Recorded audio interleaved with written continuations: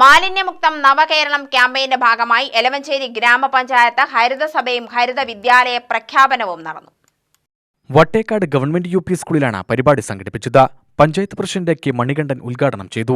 ഗ്രാമപഞ്ചായത്ത് ആരോഗ്യ standing committee chairman K Sivadasan അധ്യക്ഷത വഹിച്ചു. ശുചിത്വ mission resource person A Haroon പ്രതിജ്ഞ ചൊല്ലിക്കൊടുത്തു. നവകേരളം കർമ്മ പദ്ധതി റിസോഴ്സ് പേഴ്സൺ എസ്.വി. പ്രേംദാസ് ഹരിതസഭാ ലക്ഷ്യങ്ങൾ വിശദീകരിച്ചു.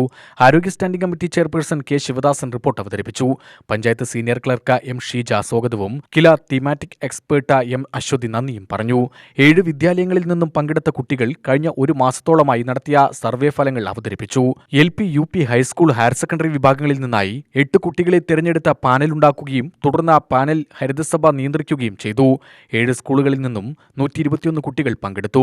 തുടർന്നുള്ള കുട്ടികളുടെ ചോദ്യങ്ങൾക്ക് പ്രസിഡന്റ് കെ മണികണ്ഠൻ മറുപടി നൽകി. ശുചിത്വ മിഷൻ പ്രവർത്തനത്തിന്റെ പോരായ്മകളും ആവശ്യമായ പ്രവർത്തനങ്ങളും കുട്ടികൾ ചൂണ്ടിക്കാട്ടി.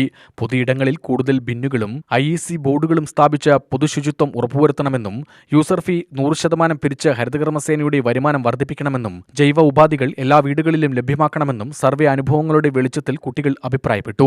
പാനൽ അധ്യക്ഷയായ പനങ്ങാട്ടിരി RPM ഹയർ സെക്കൻഡറി സ്കൂളിലെ +2 വിദ്യാർത്ഥിനിയായ KR അപർണരാജ് പാനലിന്റെ അഭിപ്രായം ക്രോഡീകരിച്ച് സംസാരിച്ചു. തുടർന്ന് വിദഗ്ധ പാനൽ പ്രതികരണത്തോടെ ഹരിതസഭ സമാപിച്ചു. പങ്കെടുത്ത എല്ലാ വിദ്യാലയങ്ങൾക്കും കുട്ടികൾക്കും സർട്ടിഫിക്കറ്റുകൾ വിതരണം ചെയ്തു.